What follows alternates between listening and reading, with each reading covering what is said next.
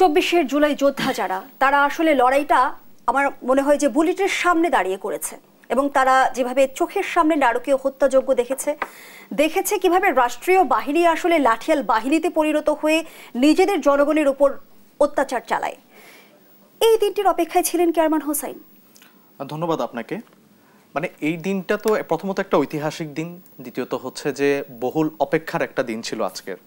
শেখ হাসিনা এবং খুনি স্বৈরাচারী শেখ হাসিনা এবং সাবেক স্বরাষ্ট্রমন্ত্রী আরেক খুনি আসাদুজ্জামান কামাল তাদের যে মৃত্যুদণ্ডের রায় হলো, এটা জুলাই গণ অভ্যুত্থানে 1400 শহীদ এবং 23,000-এরও বেশি আহত এবং তাদের পরিবারের জন্য আমি মনে করি প্রশান্তির কারণ এটা তাদেরকে প্রশান্তি দিবে। তবে এই প্রশান্তিটা আরও বেশিভাবে কাজ করবে বা পূর্ণতা পাবে যখন শেখ হাসিনার এই রায়টা আসলে কার্যকর হবে।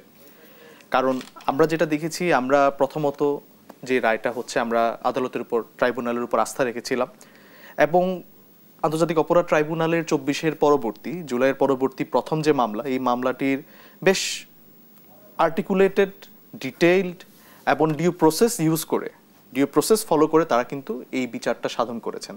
আজকে আপনি দেখেন প্রেস ব্রিফিংয়ে আন্তর্জাতিক অপরাধ ট্রাইব্যুনালের চিফ প্রসিকিউটর খুব কনফিডেন্সের সাথে বলেছেন যে আমরা যে ট্রায়ালটা করেছি এটা লাইভ টেলিকাস্টেড হয়েছে এবং সারা বিশ্ব দেখেছে যে কীভাবে ট্রায়ালটা করা হলো।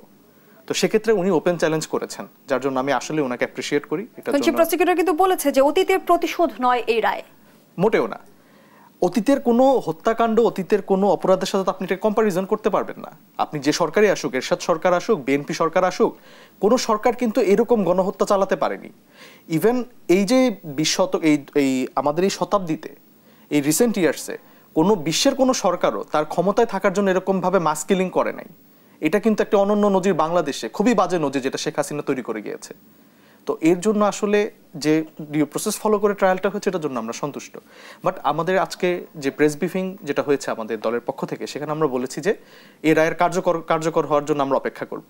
কারণ আইসিটি ট্রাইব্যুনালের 21 ধারা অনুযায়ী আপনার 30 দিনের মধ্যে কিন্তু আপিল করতে হয়। এখন শেখ হাসিনা যদি 30 দিনের মধ্যে দেশে এসে তার এই রায়ের বিরুদ্ধে আপিল না করেন, তিনি কিন্তু তার রাইট টু আপিলটা হারাবেন। আর এই আপিলটা হয় কিন্তু আপিলের ডিভিশনে।